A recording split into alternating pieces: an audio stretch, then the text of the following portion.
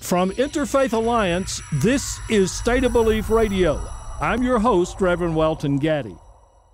If you were to somehow take the right-wing anti-gay propaganda machine seriously, absorbing the rhetoric spewing from talk radio, Fox News, countless websites, and far too many pulpits, you'd have to convince yourself that those of us who support the rights of our LGBTQ sisters and brothers, rights like, staying alive, the right to stay alive, have some secret master plan to take away the rights of everyone else and institute mandatory same-sex marriage for every single American. Well, there's a huge hole in this twisted reasoning. Let me ask you a question or two. What's in this for me? I mean, here I am, a Baptist minister, married with children and grandchildren. What's in it for me? Do they seriously believe that I support anti-bullying programs, opposed, forced, and discredited ex-gay therapies, and have performed same-gender weddings because I hate America? What's in it for my producer, Ray Kirstein, who's working on this show in exile, far from home, in order to maintain a long-term relationship that, in the eyes of our federal government, deserves absolutely no respect nor protection? Well, closer to home, what's in it for you? If you'd like to see your gay child or sibling or parent or niece or nephew or neighbor survive to claim their piece of the American dream, does that mean you hate America? But that's the belief that you have to buy into if you're going to take seriously the pervasive, well-funded, and worst of all, kind-sounding voices of the anti-gay industry. It's a rusty old rhetorical device. When you can't win on message, impugn your opponent's motives. It's a timeless principle for warfare. Depersonalize your enemy.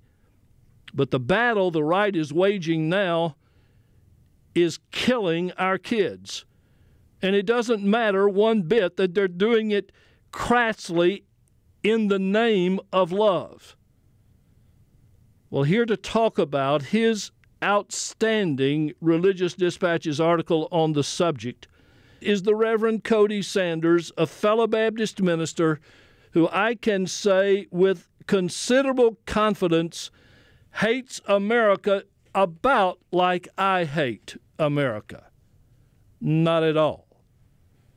Cody, welcome to State of Belief Radio.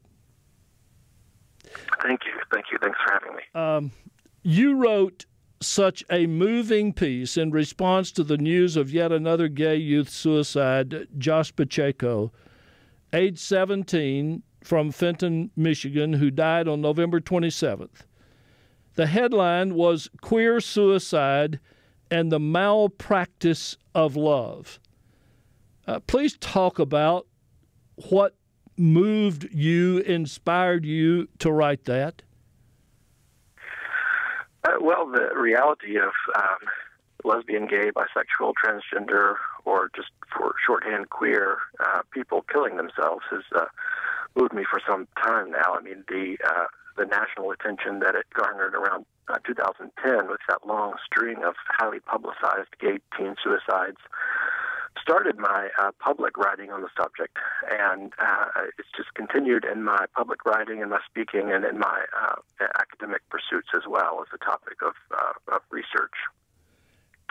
I mean, this particular suicide is no different than the others that have come to light in the media, in the sense that it's a result of not only the physical violence that many queer kids who are growing up in the United States face when they go to school or when they're out in their communities, but it also runs much deeper than that, and that's the reality that I'm trying to bring to the surface and bring into conversation in religious communities by these articles, that the violence against queer people is even more complex and detrimental than we often realize.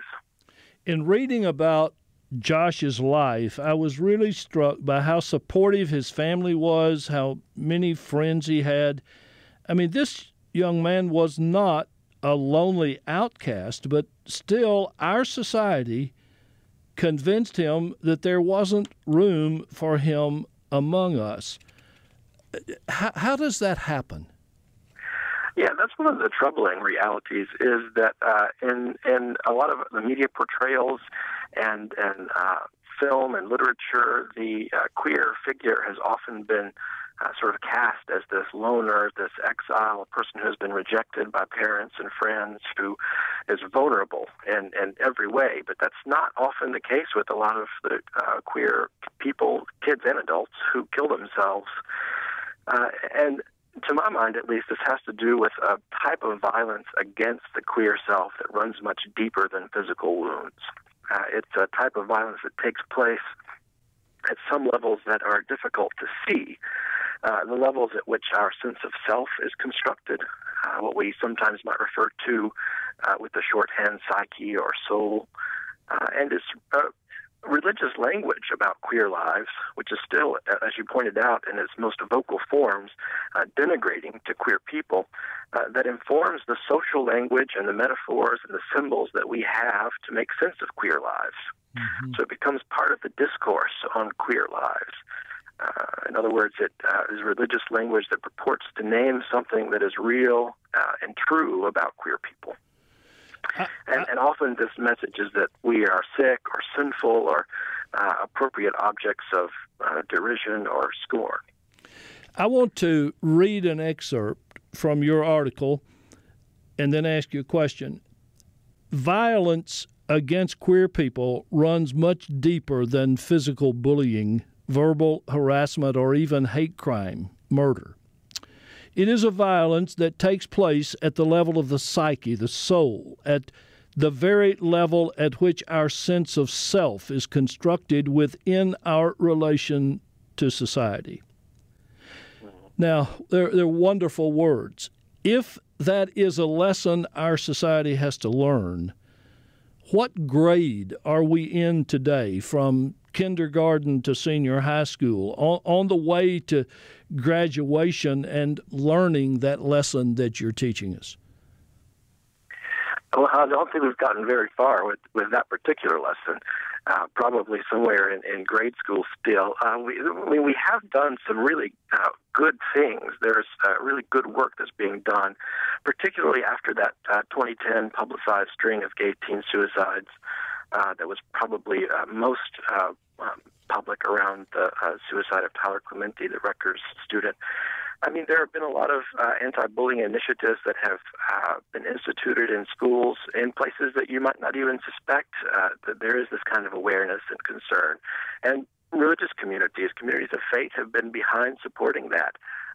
But it is still, I think in our consciousness, it is about the physicality of the violence, the kind of violence we can see and we can publicize in the media. Hate crime, bullying, things of that nature. And addressing those concerns are vitally important. And I hope that our efforts will continue in that regard. But the furthering of that lesson is that these discourses, these religious ways of speaking about queer lives, become a part of the material that queer people then have available to them to sort of story our lives, to speak about ourselves. And even when we consciously disavow these denigrating messages that we're sick or sinful or whatever else, they are still sort of just out there in the larger social discourse about queer people. So it's not just about the type of violence that religious discourse prompts or legitimates against queer people. It's about the violence that's done to the sense of self by the queer denigrating discourses themselves. And this is the key nuance that we really haven't often picked up on. And it's the kind of nuance that I think is important when we talk about the lives of queer kids and the suicide of queer kids, because often it doesn't sort of add up in the way we often want to make sense of queer suicide. Cody, you are are merciless in your Religion Dispatches piece about the role of those who create the soul-killing environment so many LGBTQ people face, often tragically in the name of saving souls. Talk about the kind of love needed to respond to that despicable action. Well, that's my point in the article, is that there is a flaw in the common, good-hearted, liberal notion that love is the answer, and that best addresses the needs of queer people. Right. Because there are people on all spectrums on this concern that purport to be acting in the name of or in the principle of love. Even practices like reparative therapy or conversion therapy that purports to want to change the sexual orientation of individuals in a sort of compassionate act of healing. I mean, that is said to be love by those practitioners. It's a kind of normalizing love that seeks to assimilate queer people into an established heterosexual and gender binary norm, to fix them or repair them.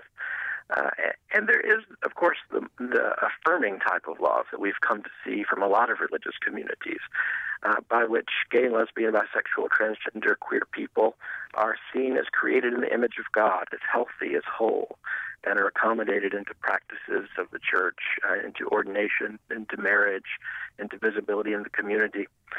But what I'm suggesting in the article is that we need to sort of revisit these practices of love, to reimagine these practices of love so that they are supported by a more robust notion of justice that takes into account the effects of multiple levels of violence experienced by queer people in our society. I kind of think about these multiple levels